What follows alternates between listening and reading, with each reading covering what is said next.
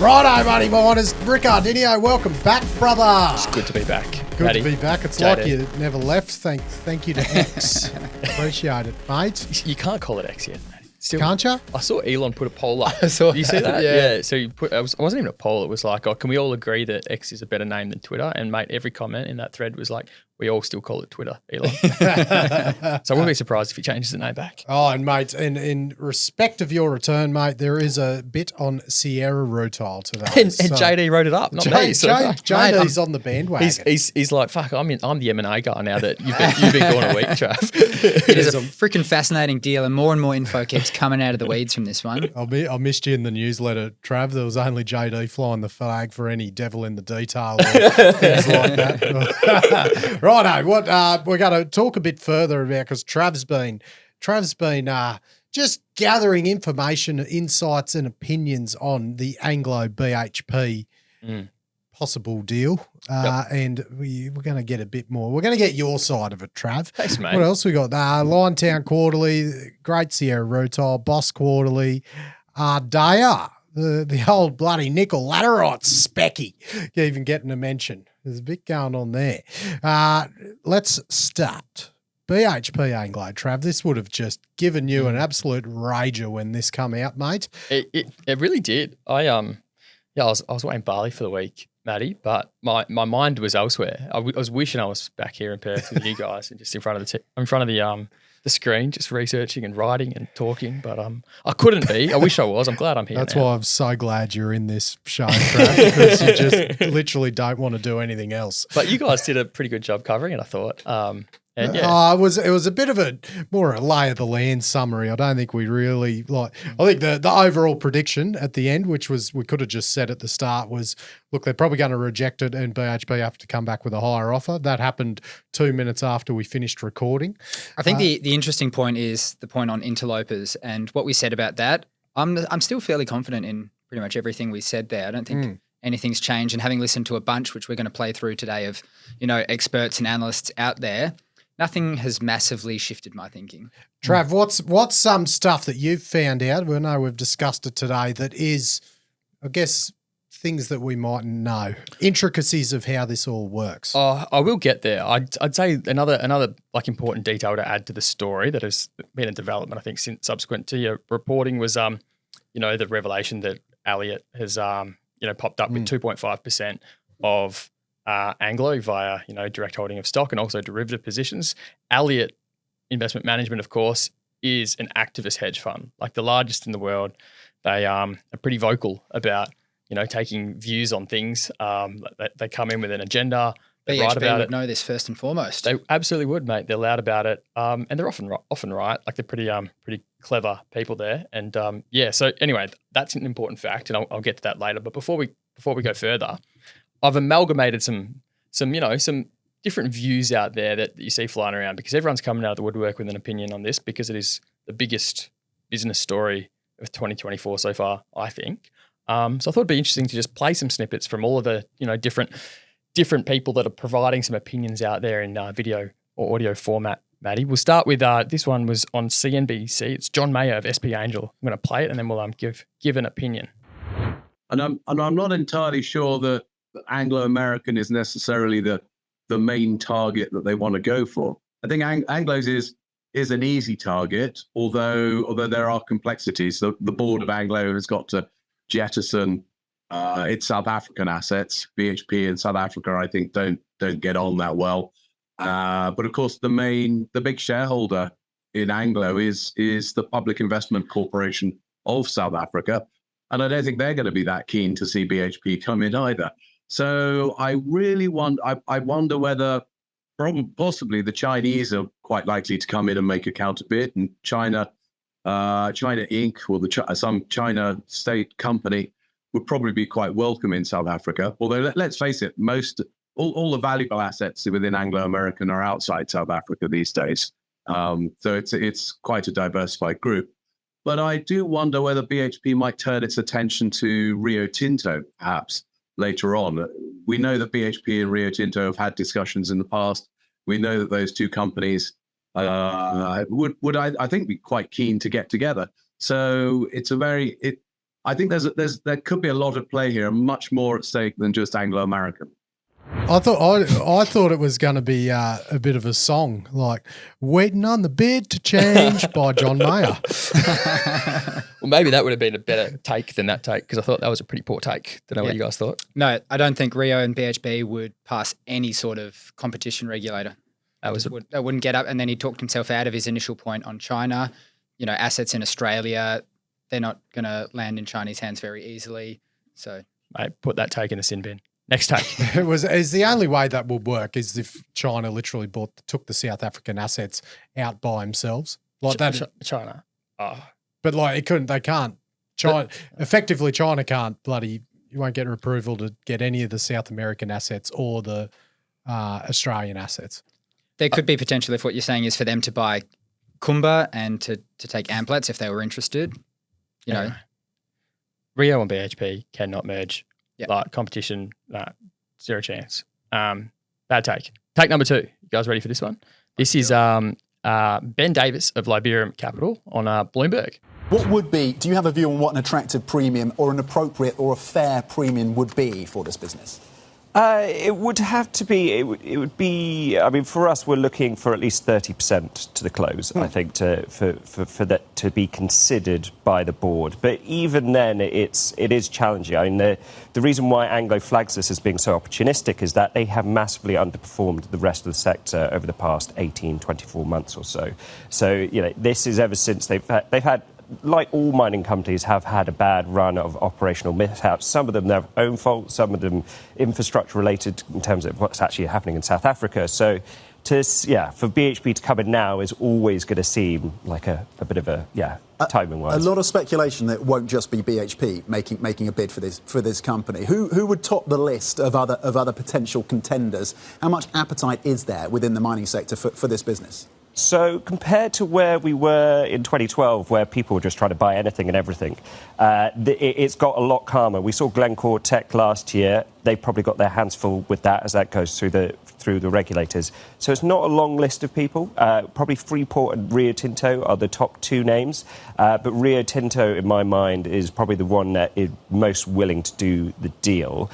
They've said themselves, or certainly in recent commentary, that they're builders, not buyers, particularly when it comes to things like lithium. But at the end of the day, Anglo-American is one of the very few assets or companies around which is somewhat in play that could be acquired. And if BHP, I don't think their current bid obviously has not been successful, but if they come back with a bit more, they're not going to just let BHP get their hands on it. So I expect their tune will change quite rapidly over the next couple of weeks. OK, so we watch for that from Rio Tinto. Sure. How do you see this? I mean, you touch on it, you nod to it. How do you see this, Ben, unfolding in the weeks and months ahead? It's not going to get out of control. I don't see, we're not expecting big cash bids or, real kind of where we were back in the super cycle day, kind of charge days. But at the same time, that those copper assets are very much in, there is a very minority of them. So, you expect the bid premium to climb from here for sure. God, I could have got on there and said that. It was a better take than the first one. Isn't it funny? That's kind of like the professional equivalent of what we do. I think we said all that last week. I am confident we covered all those points, and they've been the talking points that every analyst has been saying, right? Yeah. No, they are. Covered there. Yeah. No, it was. Good on you, Ben Davis of Liberium Capital. No, I thought it was interesting, and then we go to the eucalyptus tree, Maddie and JD. I hosted a Twitter Spaces last night. Don't know. Did you guys catch that one? I did casually join that and have a listen while I was having a red and a vape. I did tune in too. How good's T-Bone Al? He's my type for guy. Alistair, he's a character. Alistair. He's good. Yeah. No, we should probably he does. He's not a fan of characters. Big fan of making money, Alistair. As you Sea Eagles fan as well. I noticed from his Twitter, mate. Bloody good man. He's like, stop beating around the bush, you fucking pair.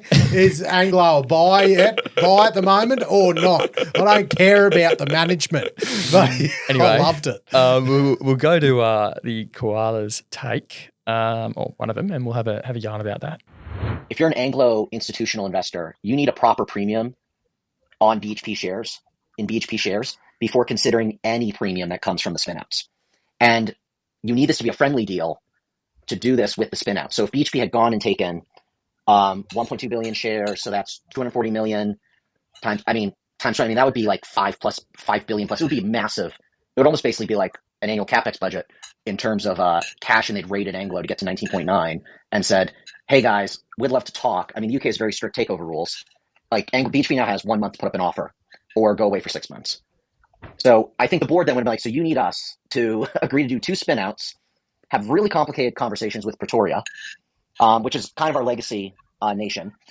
And you just rated us instead of giving us a courtesy call to talk. How about you GFY, Mike? I think it would have been very difficult. This is a very tricky deal. It's like Glencore Tech last year. Gary needed the shareholders to convince Keevil, hey, don't use the super voting shares to block this. You should play ball. We want you to play ball. That's what I think Mike has got to be hoping happens in the next few weeks, with the idea there's a bigger bid coming of Duncan and Mr. Chambers, the chair, get pressure going. Hey, talk to them, find out what the number is. And if the number is, I don't know, 26 pounds, 25 pounds in BHP stock plus the spin, we want you to start pursuing those spins. But this is the dance. And it would be lovely if it all happened in a weekend, but cross-border, like global mining deals that are 11 figures don't happen overnight. These things take time. Even if we know roughly what various destinations look like, we still have to do the dance.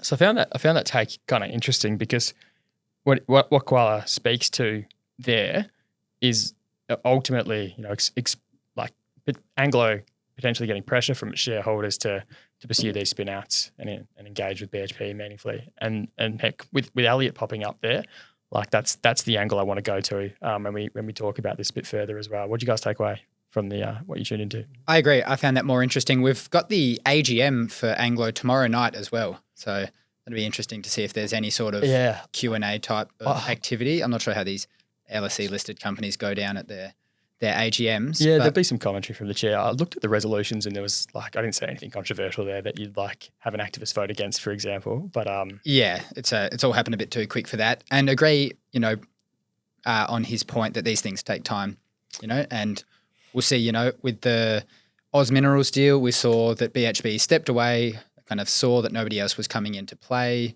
and then they came back in. Perhaps that's their strategy all along, with a sort of marginally better deal.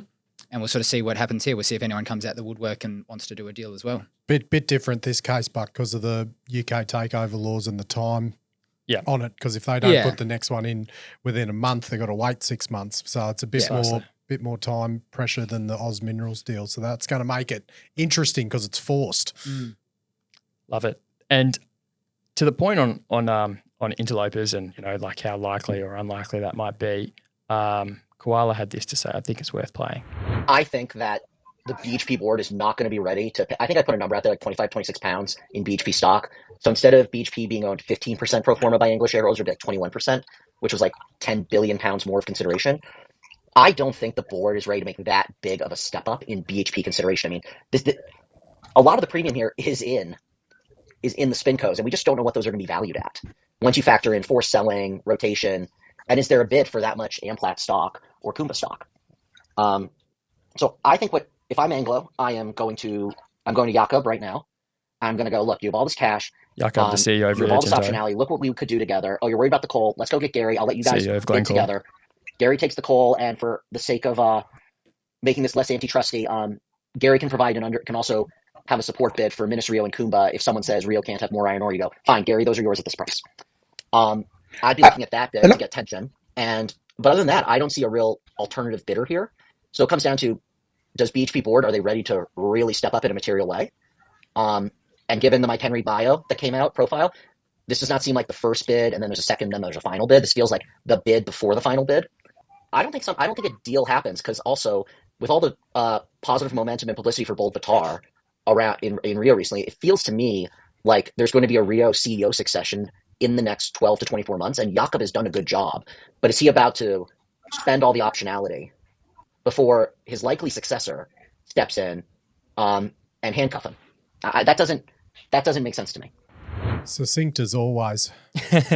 Where have you got T-Bone Al's section? I heard him bloody ready to pipe up there. No, that was later. Oh, but I can give you that. I'm sure he'll give it to you in audio form himself. Oh, I love it. So to that point, he's basically saying his expectation of interloper interest would be to the extent that you could have some kind of alternative combined bid from Rio and Glencore for sort of, one takes the coal and maybe some iron ore to the extent that some's undesirable and the other takes, the rest of the portfolio, which I found kind of interesting. What do you guys make of that? Is that possible, Bart, with the information, the capital gains tax side of... As long as Glencore was an asset deal for the coal and the rest, Rio merged at the corporate level. Yeah, so get the coal out before the deal's done. It can be similar. It can be like interdependent. Could be a JV entity. They can be interconditional deals, right? It's sort of like, and it all happens at effectively the same time with the signing and stuff, but it's, lawyers get paid a lot to structure it as such, and there's like both deals are conditional on each other happening at the same time. It speaks to how complex a deal would be. I mean, people already say this deal is complex. Would that one also involve the spinning out of Kumba and Platts? No, not necessarily. I mean, like Rio Tinto, they actually have South African exposure already via their mineral sands business, but they've been wanting for a long time to get rid of that exposure. There's just no buyer for Richard Bay mineral sands. Yeah, I'd be hard pressed to imagine that they want Amplats and Kumba. Oh yeah, you could, you can always do your corporate merger, and then as long as you're comfortable with the exposure and you're happy to take on the risk for a brief period of time for the and then divest those assets. That's a big if. Yeah, exactly right. Yeah. And some of these conservative boards are absolutely not comfortable to do that. But yeah. I think have we actually, I don't know, I don't think we said it. Have we said it yet about why you can't get the copper out of Chile without taking over Anglo? Yeah, so this is the critical piece of information that we put inside the Director Special email this morning. And that's that, we've got it on good word that at Kolwezi, which is the Chilean copper project, kind of the crown jewel in the whole Anglo portfolio, is 44% interest in Kolwezi. But the cost basis on that asset is effectively zero. It's close to zilch.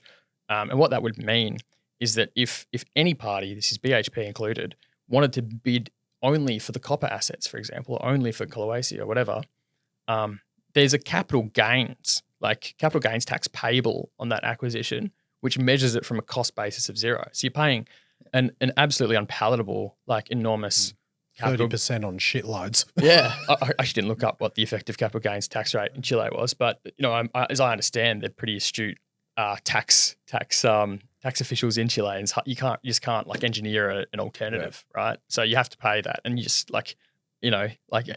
Anglo's not going to fucking accept a bid where they've got to pay a giant tax bill. Does the same apply to Quellaveco in Peru, or is it just the Chile? Yeah, same but different. I believe it's same, but don't know what the cost basis is, but I assume similarly relatively low, right?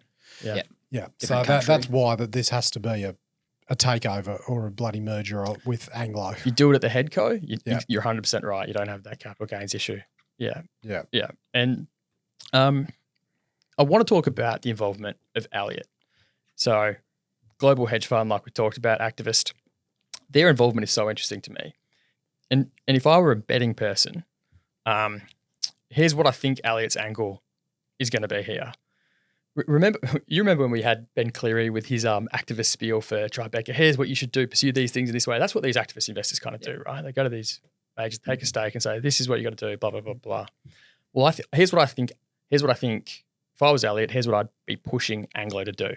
I'd be encouraging Anglo to, straight bat, knock back the BHP second bid if it's, low ball. Spin Kumba and Amplat stakes anyway, right? Anglo is a complicated story, right? It's this hodgepodge of different assets, different commodities, different jurisdictions. And so it trades at this shit valuation, shit multiple, because it's not a simple story.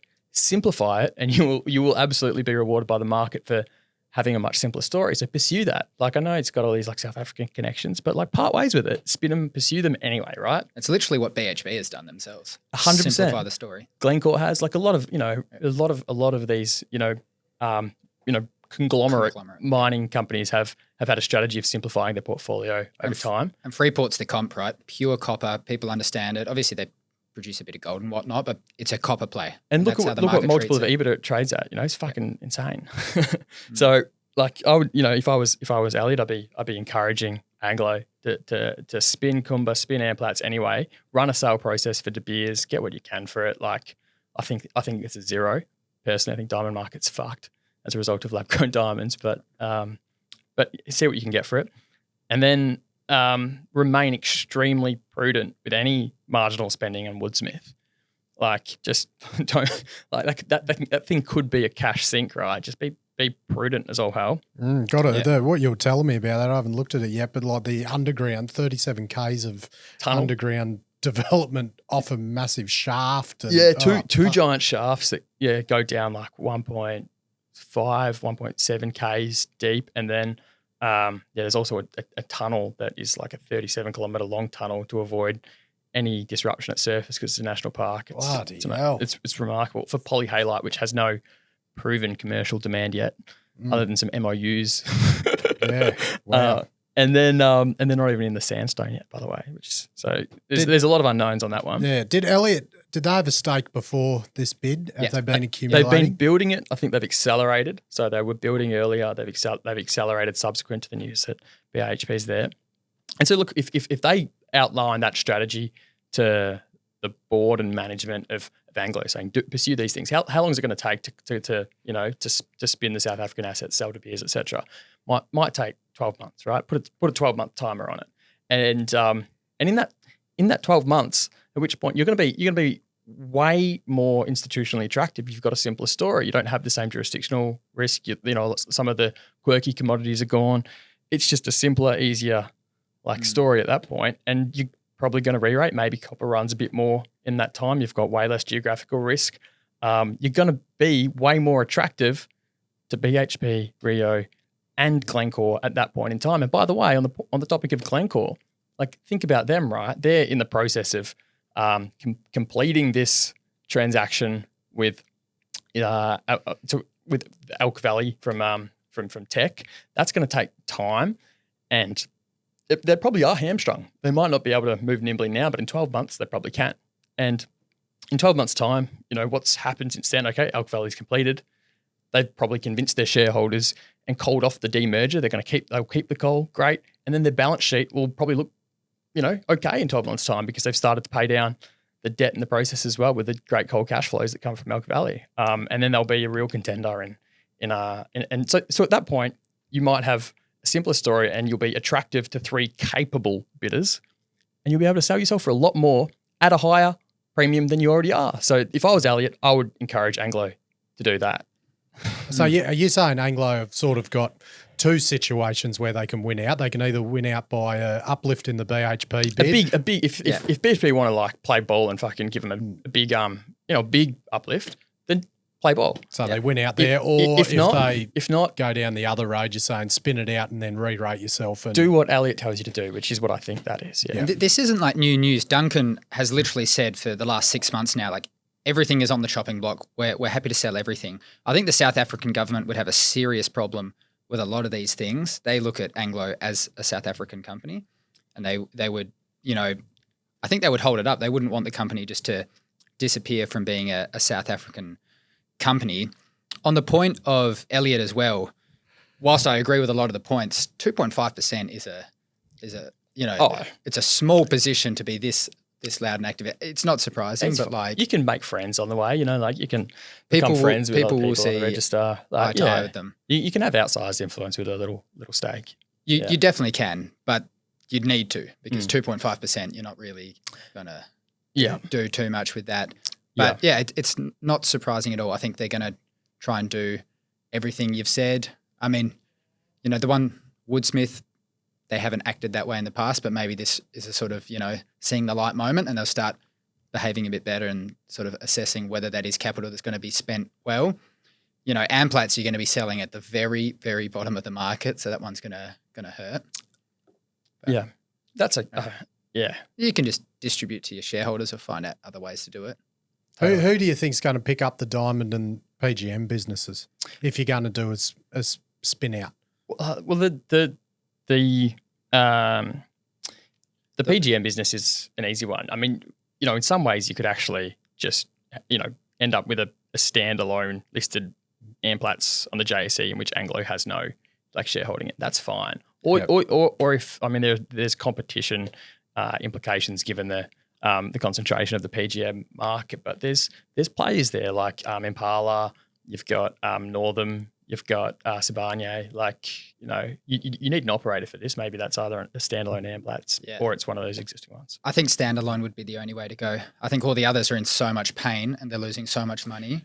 That's fine because you don't need to fund it with their balance sheet, because you might be able to get some the Saudis might come in with a 20% stake in the pro forma, and they'll their cash can help fund any interim pain, and they emerge a 20% shareholder as well. There are ways you can solve the funding issue as long as the operatorship and the competition elements are solved. Yeah. On the diamond front, I think again, Middle Eastern, sovereign wealth funds or money would be the one place I'd look to, if not Chinese. Oh fuck yeah, flog it off, whoever. Well, China get themselves all through Africa, so don't know about South Africa, but for sure. Welcome. I'm sure that'd be fine. Two of the BRICS countries. Yeah. Yeah. Anyway, now Matty, when I was in Bali reading all this stuff about BHP and Anglo, and I was wishing I was back in Perth. In Bali, but not present. You know what I was doing? I was listening to all these analyst calls of the mining majors, just trying to make sure I've got a good lay of the land so I can not talk out of my ass when I got back in the microphone seat. So I'm listening to these recent analyst calls at BHP, Rio Tinto, Anglo American, Vale, Glencore. And Vale is an interesting one, right? Because who's at Vale, who runs their base metals business these days. Oh, we mentioned it the other week, Mr. Mark Kudafani, ex-top dog of Anglo. Mark Kudafani, yep. What a good name. It's a great name. Kudafani, I love that name. Former guest of the podcast as well. Money Miners didn't like that episode. His autobiography. Anyway, I heard Mark speak about one thing specifically that I reckon speaks to you, Matty. You ready to hear it? Here we go. Well, thanks for the question. On both operations, we're working through with the authorities as we speak. In the case of Sossego, what has been outlined to us is that there were some complaints on noise and dust and complaints around reduced social programs through COVID. Cooter, you need to get wet, mate. he needs to get Sossego wet ASAP. Dust complaints. Dust. Matt.hall going to Brazil. Matt.hall he needs to get over to Brazil right now and get that joint wet, mate. Once he goes over with his bloody pumps a few GetWet bladders through the joint, there's going to be water trucks absolutely pissing water out everywhere, mate. The community will be happy. That'll make Vale happy. That'll also make Mr. Kudafani very happy, mate. The shareholders will be happy. Everyone's happy. We're happy because GetWet's getting around the world. Nothing's out of the realm of possibility for the team at GetWet. Love it, Matty. Dust suppression by getting wet. Yeah, I know, mate. After that, they'll come back to Oz and help out anyone else to get wet in Australia. So mining, civil, construction, mate, what a bloody team. Matt.hall, get wet. God, I'll go to Brazil, come over for a barbecue, Matty. Sounds bloody good to me. Hit him up. Mate, Liontown Quarterly boys. Let's chat about it. Yeah. So a couple of things we're looking out for when we open up the Liontown Quarterly these days. How's construction tracking? What's the funding position looking like, especially with regards to debt, whether that's been finalised, and are there any sort of red flags that we've got our eyes on? So on the project completion front, 85% complete. Commissioning at the dry plant has commenced. Things are still on track, they said, for first production in mid-2024. So that's a check on that one. March, they ended with $358 million in cash. They spent $150 million for the quarter, Matty. They finished with $300 million in debt drawn. That's the Ford facility that's been in place for a while. And now they've got this $550 million debt facility in place.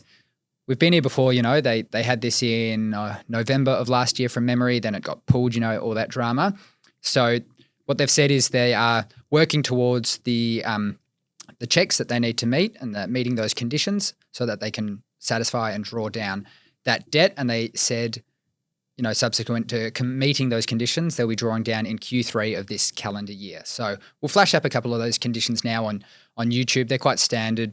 One of them just includes sending that financial model that people made quite a big deal of in some of the recent calls, plus entering some unspecified agreements. Now, that facility wasn't the saving grace, remember. That had to be repaid in one bullet payment on the 31st of October next year, and it's going to be used for, obviously, funding construction, working capital, and refinancing that forward debt. So they've got a few things going. They're continuing to review that 4 million tonne per annum mining case. Right now, they're working toward that 3 million tonne per annum case. We'll sort of see where they land. That 3 million tonne gets them to roughly 500,000, a bit over 500,000 tonnes per annum of spodumene concentrate. Oh, well, we're waiting and see until mining, aren't we, JD? We are. It's hard to look at it now. Like they're in construction, they're in ramp up. Like you can't really. My thing is with it, it's like, right, lithium price has obviously gone to shit. It is recovering a little bit, but they're we can't expect to see anything. Oh, we're reducing costs or anything because they're in construction and ramp up. But at $1,100 a ton spod, we would once they do start operating and say hypothetically if it is still at that, we don't know if it's going up or down. No one does.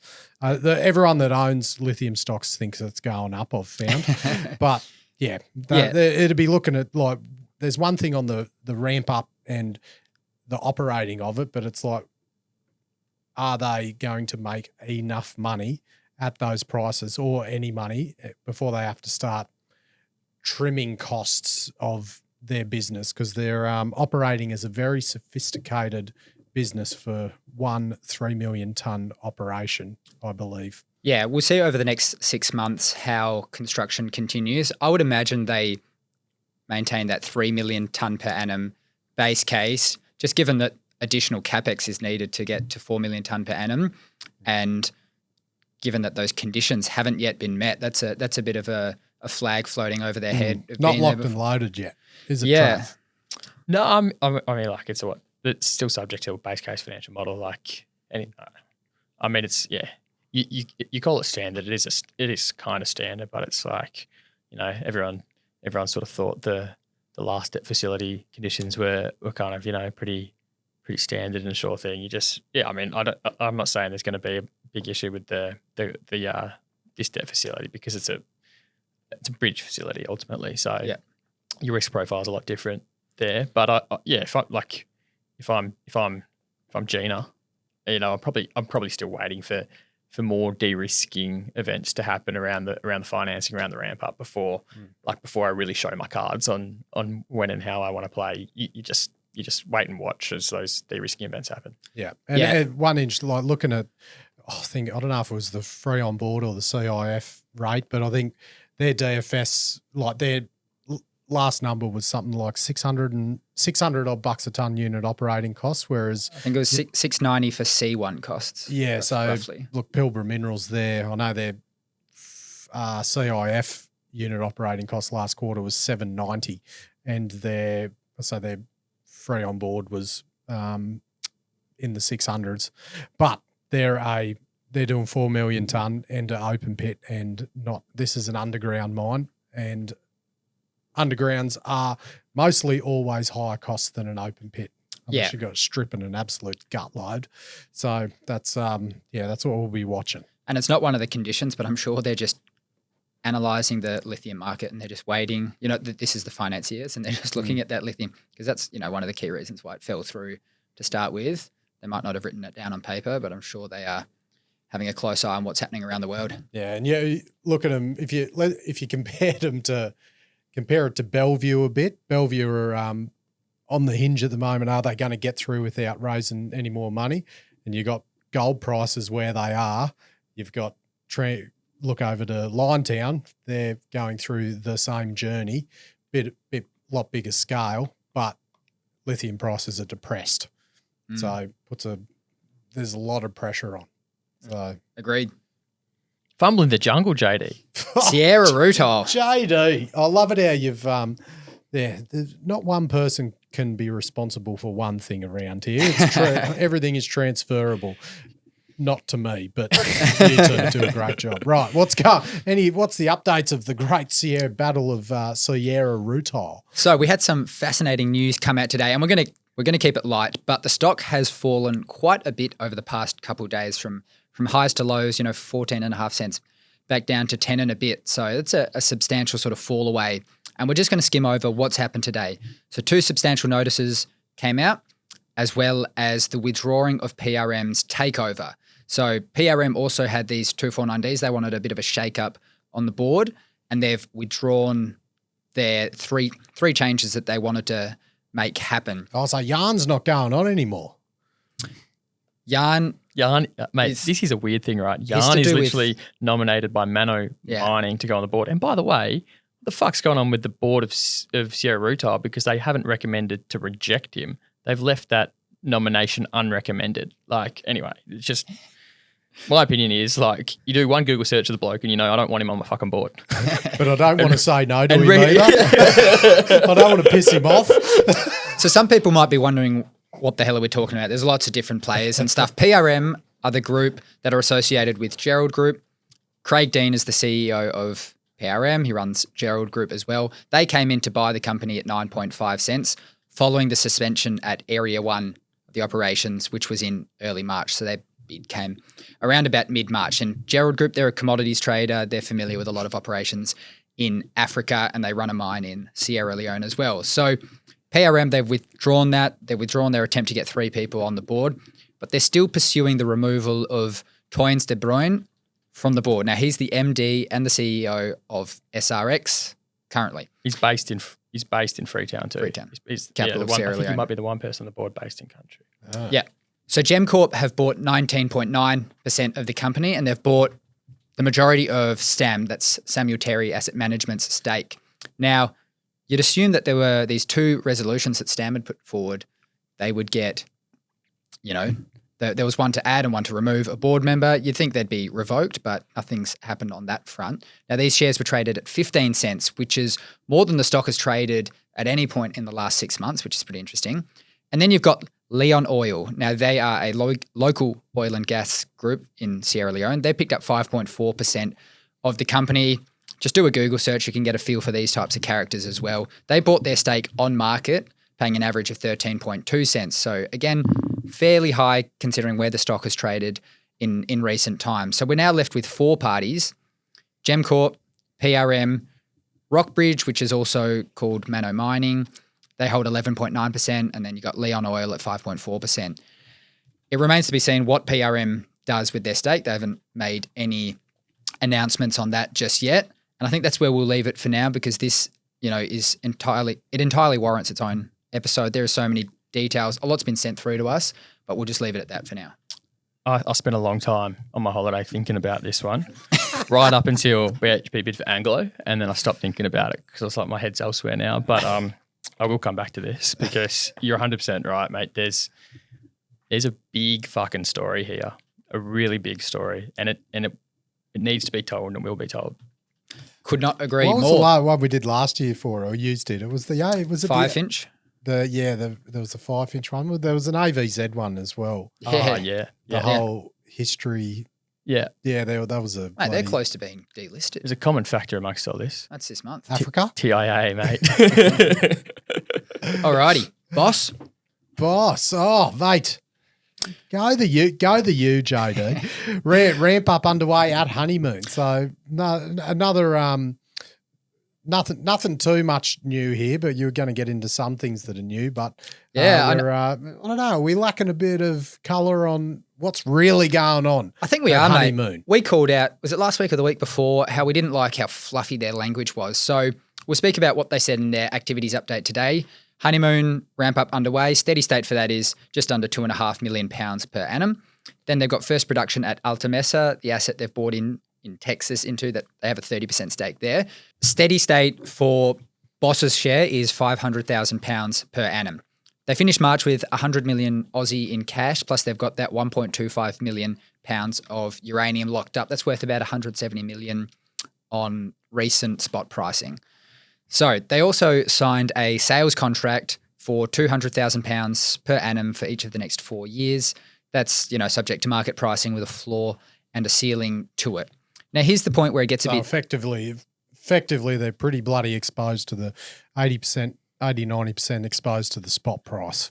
Yeah, absolutely. Here's where it gets really juicy, guys. They announced that their CFO is leaving. Did they announce that? Or did they just announce that a new one came? Because I felt like they didn't announce that. They announced that they have a new CFO. Yes. They didn't announce that the old one was leaving. Gotcha. This is normally a red flag for us, right? The last time we saw this happen was... But like a CFO leaving during ramp up. Ramp up specifically. Yeah. It was about a year ago when the CFO of Sayona Mining left, and that left quite a few questions for us. They've also announced that the general manager at Honeymoon, well, they didn't announce that he's leaving, but they've signed a new one. So what do you guys think of this?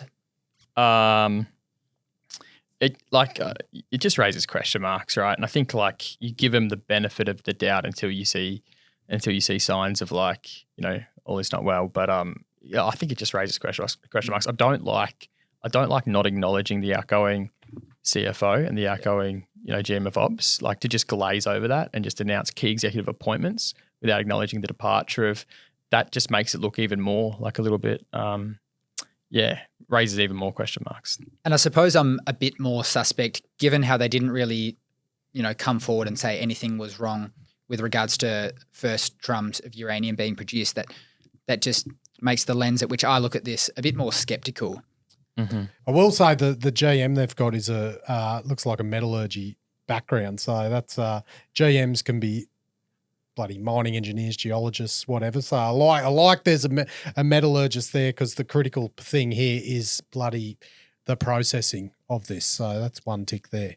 Agreed, Matty. And you're following the uranium story quite closely. There's some news meant to come out tonight, hey? Oh, Cameco quarterly reporting tonight. That's the bloody... Whenever Cameco say anything or Kazatomprom say anything, it usually does something to the U price. Last time Cameco missed production but Ford projected great things and the uranium price and equities dropped significantly. So just on forward looking. So they...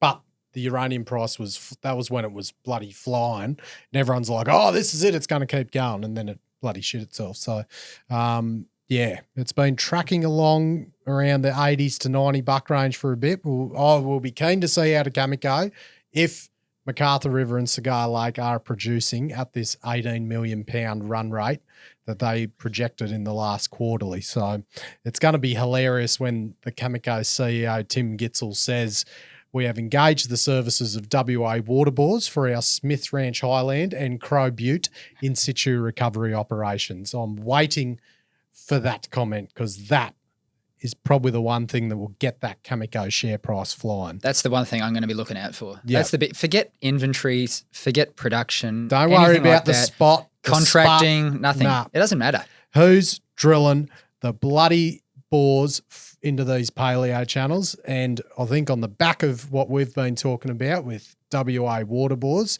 I can see them heading over to the United States very soon. You get competent people to do the job and your share price will appreciate. I think it's the logical path that Cameco need to take is getting James over there. And because tell you what, anyone in Australia that wants water bores, get in bloody quick because he's pretty much getting his shit ready for the plane right now. Yep. WA water bores, glad to see them propelling to an international success story. Thank you, James. Oh, all from the Goldfields Paleo channels. Yeah. Isn't it unbelievable a business can go from there and become what they're about to become? Just a trusty business, started from Geraldton, doing God's work. Just soul of the earth characters. Good on you, James. Ardea, ARL, bloody specky nickel, you'd say. But this is an very interesting one. That noise says it all. Oh, mate. So it is like the...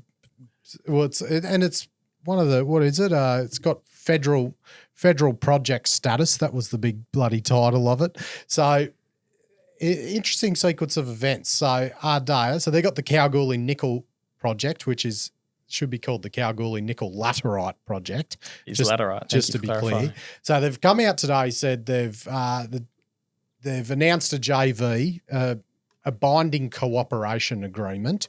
So a JV with Sumitomo and Mitsubishi for this project to eventually form a 50-50 JV, and this consortium will fund 100% of the DFS costs up to $98.5 million. Fuck, that's a lot for a bloody – is that what DFS to bloody $98.5 million for a bloody PDF? Jeez. I'm sure there's a bit more involved than that. The old rule of thumb that I got taught was 3% of the capital cost is what the study should cost. Oh, well, that's probably equates then if that's the case. That's probably I think because it's $3 billion capex. 30 times that. Oh, I think this project's had a few studies in the past. In fact, a fun fact for you, Matt, if you ever want to go through the history books, back in the day, there was a bit of a rat race between BHP and Inco, which is now Vale, on who could farm into this project. And it was a similarly kind of structured thing. We'll farm in and we'll get X% and all that sort of stuff. And anyway, it never eventuated because nickel shat the bed and Vale took over Inco and just BHP, wanted less, industrial kind of stuff rather than more. Yeah, I'll go through what happened last week before I go into what this JV was, because they had a big price spike on the 22nd of April, then went into a trading hold after an ASX price query where they said they had no information to their knowledge that would explain the trading action. And it was known that they were in this negotiations with these consortiums for a potential partnership. Then came out of Halt today with the announcement detailing a binding cooperation agreement, and they've gone up a little bit more. So, mate, it's got bloody comments from Sumitomo, it's got comments from the WA mining minister, the federal minister for resources, all positive. But let's go. Let's get to why there's a but for me. Well, I thought this one needed bigger fucking nickel prices before nickel shut the bed too. Well, I will get to that. So what is this binding cooperation agreements? It'll see them after they fund the cost for the DFS, they'll get 35% of the project and then the ability to go to 50% upon final investment decision, contingent on FIRB approval and a shareholder agreement. Sumitomo, they'll advance $12 to Ardea for early DFS works, but if the consortium doesn't obtain FIRB, like the conditions precedent, which includes FIRB approval, shareholder agreement, if that's not finalised by Q3 2024, they have to pay the $12 million back. So it's essentially this consortium securing the offtake. They're entitled to 75% of the product out of there and ROFA on the remaining 25%. Now, even though it's the biggest contained nickel project in Australia, lads, looking at the PFS, and we all know what PFSs are, look, it needs 1.5 million tonne per annum HPAL autoclaves. Look, it's big project, 194 million tonne at 0.7% nickel, 0.05% cobalt, 40-year mine life, IRR at 23%. Looking, it all looks good there. $3.1 billion capex, but the price deck, we mentioned it when it come out. Nickel price in the deck, US $25,000 a tonne, currently $18,900, and remember it has gone up a bit this year. Cobalt price deck, US $50,000 a tonne, and cobalt is currently at $28,000 US a tonne. And apparently they are going to get 100% payability on both the nickel and cobalt. I would imagine 100% payability on both.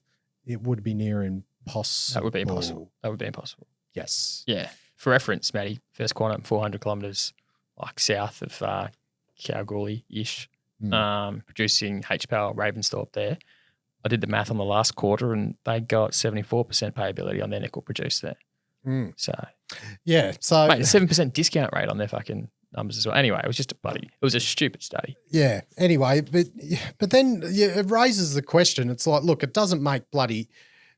How are they gonna fund that at these prices and all of that? It's like who's going to fund $3 billion of capex when your prices are significant percentages below what you need them to be to get a relatively low IRR? But why are the consortium tipping in the money then? Don't know, mate. That is the really interesting thing. If it doesn't make sense based on that study and where the prices are today, but they're willing to put $94 million in, yeah, that fascinates me. It's very intriguing. Mm. Something get lost in translation to Japanese? Like, do they? Yeah, I'm not sure. I'm not sure. Maybe we're going to have bloody egg on our face. Yeah. Might look up how to pronounce turd in Japanese and just. Yeah. Yeah. Don't know. What do you think, JD? I'm just fascinated that money's getting tipped in. 100%. If they're going to tip the money in, let's just see what the study that comes out the back of it looks like. Is it some sort of play from these Japanese consortium to just they haven't gotten detach in from China or bloody because they've definitely they haven't gotten in on Indonesian production in a large way. They're in. I think Sumitomo are in Philippines, which is obviously a lot of the second biggest producer of nickel in the world. So unless they're trying to get it, as you said, trying to get an in. Yeah, I mean it's a huge check for a small explorer in Australia. I think it's only 30,000 tonne of nickel a year that'll come out of this. Look, not from massive. the study, so it's not like it's pretty decent. You think the whole of Nickel West produces 70-odd thousand, so it's decent, but it's not fucking huge. Let's see what they can do. It's not with Indonesian level. Yeah, I mean the only other thing that comes to mind is that given advancements in nickel processing, perhaps there's a way in which production costs can come down. I don't know. That's a stretch, but it's the only other thing that comes to mind. If they're willing to put the money towards a study, let's see what they come out with. Yeah. What do you think, Trav? Just I got bad vibes on the company just from the study. The study's one point. I mean, speeding tickets. They and went stuff. into what they had the big price up on the 22nd of April before that was a week ago. They go into halt because they get a price query from ASX saying, "Why'd your price go up? Are you sitting on material information?" They respond to that speeding ticket to ASX saying, "We don't have any market sensitive information, but we want to enter voluntary suspension until we can update the market in a week's time on the partnership with the Japanese." Why do you go? You know what I mean? Why do you go into suspension if you're not sitting on market sensitive information? It just looked. It was a. It's not the first time. Didn't either stack for up. This company didn't stack up. Anyway, repeat offenders, I think. There we go. Love your bloody work, boys. Good to have you back, Trav. Thank you, mate. Even though we sort of felt you didn't leave, but yeah, you can actually have a holiday one day. On my holiday, could you go for a week without Twitter? I don't think you could. No, I love Twitter. I think it'd. You wouldn't think you just got on it last year. I mean, maybe you're a quiet user before then. You better keep up the pace because Jeff Wilson's coming after you on Twitter. Yeah, no, he'll overtake me. A power user. Power user. Righto. Thanks to all the partners who we have in the show, boys. We had WA Waterboards and GetWet, both going in really international. VRIFY. DSI. VRIFY AI, JD. Remember that. How could I forget? DSI, Silverstone, Anytime Exploration, Brooks Airways, and K-Drill. Hootaroo. The information contained in this episode of Money of Mine is of general nature only and does not take into account the objectives, financial situation, or needs of any particular person. Before making any investment decision, you should consult with your financial advisor and consider how appropriate the advice is to your objectives, financial situation, and needs.